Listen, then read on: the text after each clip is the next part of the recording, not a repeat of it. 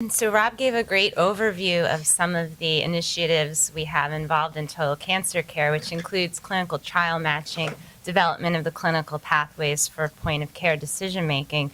And what I'm going to talk about is some other stakeholders, particularly the researchers at Moffitt who are interested in biomarker discovery and using the database for retrospective analyses, whether they be CER, health outcomes research, et cetera.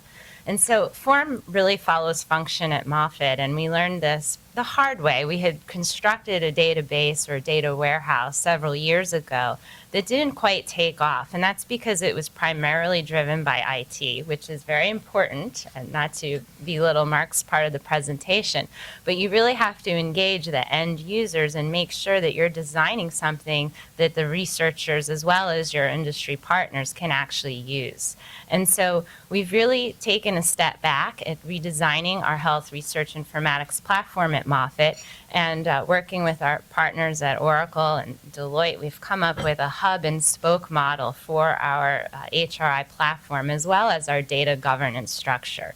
And so that's what I just wanted to touch on briefly in the next few slides, and then Mark will discuss the actual architecture behind the HRI platform. And we really believe at Moffitt that it's the combination of these two aspects that really lead to the success of HRI. So with the hub and spoke model, this concept is really critical. It allows for the aggregation of data across all patients at the hub, and so that would include data elements that you have across patients with multiple types of cancer. And then those data are pushed out into spoke-level data marts where you can link other sources of information that are particular for patients with that given cancer type. And so the pathways would be one example where you need information specific to ovarian cancer, let's say, but you can supplement that with data from the hub that have been QC'd and are of high quality and can be aggregated across disease sites as well. So this is the concept of the hub and spoke model.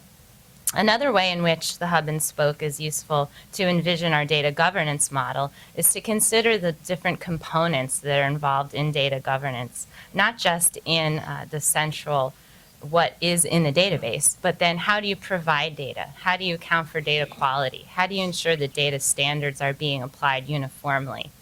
And so to speak to some of these aspects, I just wanted to give you a few examples of some of the data governance procedures we've implemented at Moffitt.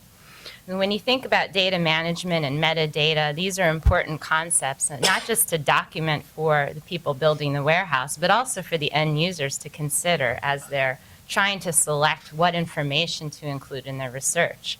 So we've have a very active bioinformatics department at Moffitt who's really taken the lead in creating an electronic data dictionary that all users of HRI can access.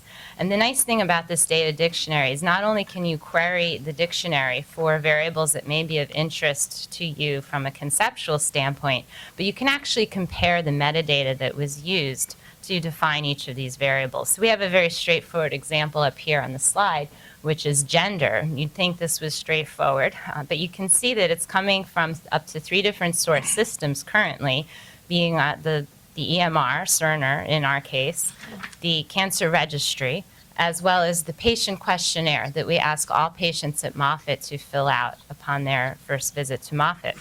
And you can see just by the differences in definition of the permissible values that some of the data will not be concordant, particularly if a patient is considered a transsexual or a hermaphrodite. They could be coded as such in the cancer registry, whereby if they fill out the patient questionnaire, they're forced to select one of those options, male or female. So just by differences in how the data are defined, you'd expect differences across source systems.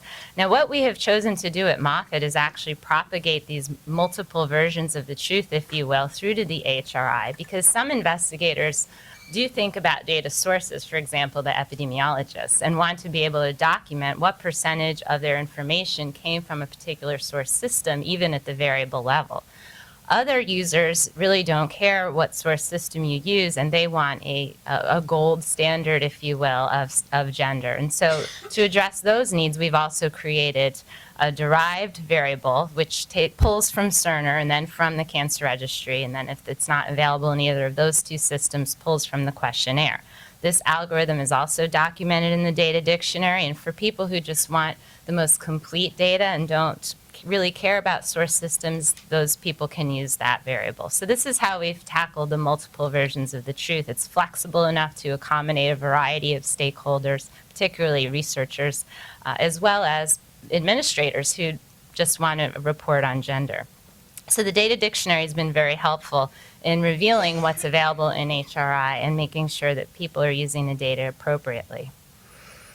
To account for data privacy and security as well as data quality, what we've done at Moffitt is actually create an entire department dedicated to data provisioning, data quality, and data standards. And this department is called the Information Shared Services Department. And we have quite a robust process by which we provision data from the HRI platform. So investigators can directly query de-identified data, and you'll see some screenshots of the tool that we've created with Transmed to allow investigators to do this. But in order to actually obtain a data set that they can then import into SAS or their analytics program of choice, they actually have to go through the data concierge. And this is the service and information shared services that we've created to basically walk end users through their variable selection, make sure that they are using the right data to answer their particular question. And for some investigators that are very savvy, they don't need the concierge. But for other end users who perhaps aren't as familiar with the data, this is actually a quality step because it ensures that people are accessing the data appropriately. We have an electronic web intake form by which people can request data. The concierge then reviews it, makes sure that they have the regulatory approvals to receive the data. And this is where we make sure we're releasing data in compliance with all of the scientific and regulatory aspects of the center. We then go through a prioritization process. So if there are data requests that are grant funded, let's say, and those that are not funded, the ones that have funding attached will be prioritized. We then have a requirements gathering process that's facilitated by the project management office within Information Shared Services. And this is particularly useful when people need data linked up from other source systems. So for example, Mosaic is our radiation oncology system. It's currently not in the hub data warehouse. That will be in future phases. But if people wanted data from the hub linked to Mosaic data for their particular spoke level database, this would be facilitated by the project management office within Information Shared Services. And they're really responsible for convening the appropriate subject matter experts and working with the IT individuals to create the database. The database is produced in collaboration with the other core services at the Cancer Center that may be involved in that particular request, such as the tissue core, or if it involves molecular data, the informatics group may get involved. And then we have a data quality team that actually functions within Information Shared Services to ensure that the final product is of high quality, that the linkages were created appropriately, et cetera. And the data are then released to the investigator.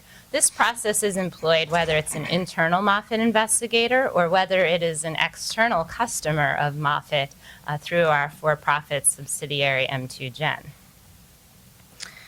The other aspect of data governance I just wanted to touch on before turning it over to Mark is the actual data governance committee structure that we've created. And at Moffitt, I think the entire research and administrative community really understand the importance of this HRI platform and the TCC protocol to our overall mission at the Cancer Center because it's our CEO, Dr. Dalton, who actually chairs the steering committee. And the steering committee meets monthly religiously, and there's a true leadership brought to the table. We have 5 committees that roll up to the steering committee that also meet monthly, and they tackle various issues of data governance that are really critical to keep this engine going. The data acquisition committee is charged with developing new ways to collect data. So for trial matching, you may have relevant clinical data necessary to look at eligibility criteria, but if you're not getting them in real enough time, by the time you match a patient to a trial, they may be deceased already. So considering not only what data you need to collect, but the timing of its collection and the basically scientific rigor with which you collect data, and this is where the epidemiologists actually have a lot to contribute. We, of course, have the Information Technology Committee, which handles everything from how do we build out bespoke level databases, what does that architecture look like, to, okay, we want to collect more information for a particular trial, what's the best form, wireless technology to use to collect those. Anything related to technology is dealt with within the IT committee. We have a Data Standards and Release Committee, which considers how we're going to consistently define a variable across the organization, how that will be used consistently.